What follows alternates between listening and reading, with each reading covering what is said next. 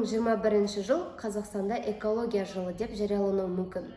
Жалпы эколог мамандардың айтуы бойынша біздегі елдегі экологиялық жағдай өте күрделі және бұл мәселе бойынша белгілі бір жүйелі бағдарлама жоқ деп отыр. Осы себептен бұл жылды экология жылы деп жариялансын деп ұсынысын білдірді. Жер шарынан әр жыл сайын 2 миллиард қоқыс қалдығы шықса, оның тек 14% ғана қайта өңделеді. Қалған қалдықтар өртеледі, теңізге тастайды, немесе жерге көмеді. Қоқыстан жаман иіс шығады дейміз, алайда ол жай ғана иіс емес. Қоқыстың арасында улы газдар, химиялық заттар және ауыр металдар көптеген зиянды заттар болады. Ал пластик заттарға келетін болсақ, оны өртеу өте қауіпті, себебі ол өртенген кезде озон қабатына зиянды заттар шығады. Оның ауаға тарауы қауіпті дүние. Ғалымдар мен қоғам белсенділері планетамыздың күл-қоқысқа тұншығып жатқанын айтып, дабыл қағуда. Сымбат, білесіздер, мен жаңа сауалнама жүргіздім осы адамдар арасында қаншалықты қоқысты сұрыптайды деп, бірақ барлығының жауабы жоқ, біз ешқандай өзімізден шыққан қоқысты сұрыптамаймыз, барлығын бір пакетке, яғни қапқа салып, мусорға тастаймыз болды деді. Ал біреулер айтты, өртеп жібереміз деді, ал кейбір кісілер кәдімгі үйлерінен сұрыптап, солай шығарады. Сұрып салмайды, қалай бар солай шығады бәрі. Біз енді қапқа салып шығарып қап, соны келіп аптасына 3 рет келіп, жаңағы мекеме жинап кете береді. Ол өздері ар жақта жасайтын да, сортировка жасайтын ба, оны біз енді ар жағын білмейміз. Неге осы сізге сұрақ, енді Эко-Түркістан ұйымының ашып отырсыз ба? Өзіңіз алаңдайсыз да? Ал басқа адамдарды табиғат неге алаңдатпайды?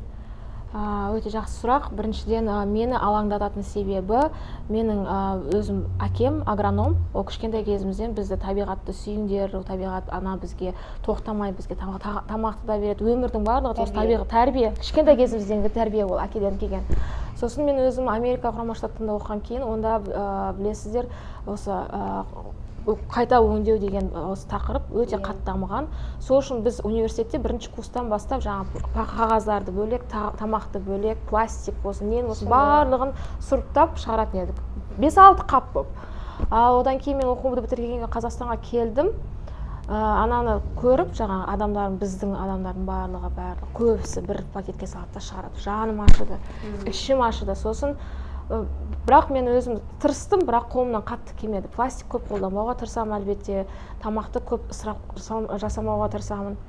Сосын Түркістанға келген кезде қазір адамдардың қыста түтетеді ғой, жаңа отынды. Оны көріп күнге жылаймын мен. Қашан газ алып келесіздер, қашан алып келесіздер. Соның барлығын көріп, мен осы Эко-Түркістанды ашуға шешім қабылдадым.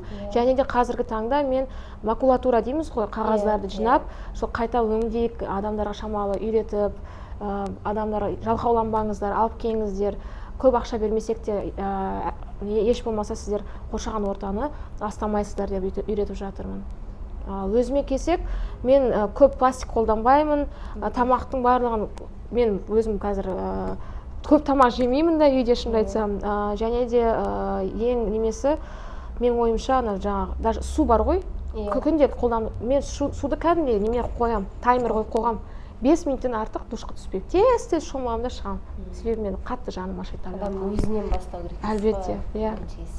Сосын қазір соңғы шыққан сайттарды оқып жатырмын да, 2021 жыл экология жылы болып жариялануы мүмкін дейді. Бірақ әлі нақты емес, солай мүмкін, өйткені конференцияда жаңа эколог мамандар айтып жатыр екен, елдегі осы экология өте күрделі және бағыт жүйе жоқ дейді, бағдарламалар жоқ оған. Сол үшін осы 2021-де экология жылы деп жариялануы мүмкін. Сізге қалай бұл көзқарас? Мен егер расында да жарияланса, ол тіпті өте жақсы жаңалық деп ойлаймын, себебі ол себебі бір нақты программа болмаса, расында да қиын. Адамдар олар жүре береді, бір нақты шешім, нақты бір адам келіп, организация келіп, осылай жасайық демесе, қарап тұрсыздар, қазір адамдар ол өз-өздерінен ешқашан бастамайды. Мен ойлаймын, ол вообще супер новости.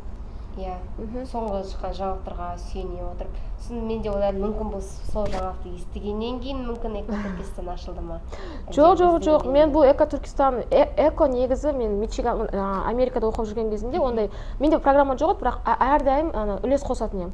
Сосын Алматыда істейін деген Алматыда уақытым болмады. Сосын мына жерге келген кезде прям көрдім мына түтіндерді барлығын көріп жылап бастадым кәдімгідей. Әкеме хабарласам не істесем болады деп. Сонымен қой тәуекел дедім да, белімді буып аштым. Мына пластикті қолданбауға пакет бар ғой, пластиковый пакет, полиэтиленовый, соларды қолданбаңыздар деп біз уже мынандай сумочкалар бар ғой, материалдан жасалған.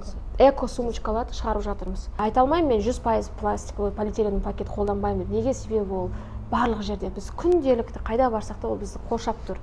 Бірақ мен әрдайым мысалы бір екі зат алған ба, алмақ қояйын, оның орнына мен сумкама сала салайын. Неге? Сіз қазір махаббатыңызды табиғатқа көрсетіп жатсыз. Сіз оған берсеңіз, табиғат сізге екі есе көп береді.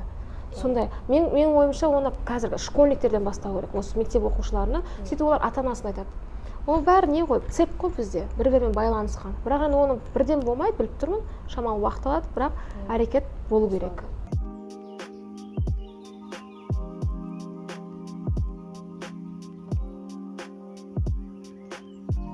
Қажетсіз нәрседен жаңа дүние жасау үшін оны қайта өңдеу қажет.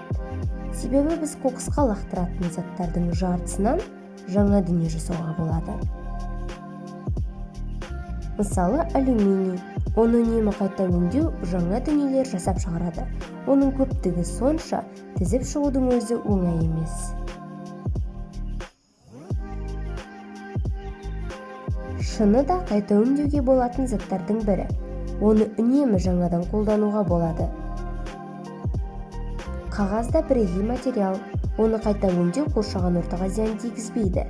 Ескі қағаздан жаңасын жасау арқылы біз үнемдеп қана қоймаймыз, орманның шабуылын да болдырмаймыз.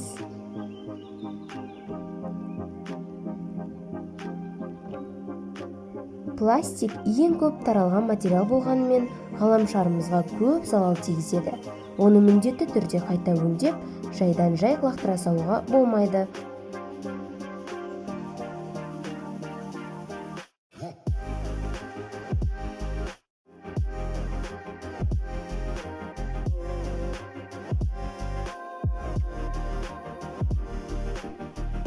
Қоқысты қайта өңдегенде біз электр қуатын, жерді, табиғи ресурстарды үнемдеп, ең бастысы табиғатымызды қорғаймыз.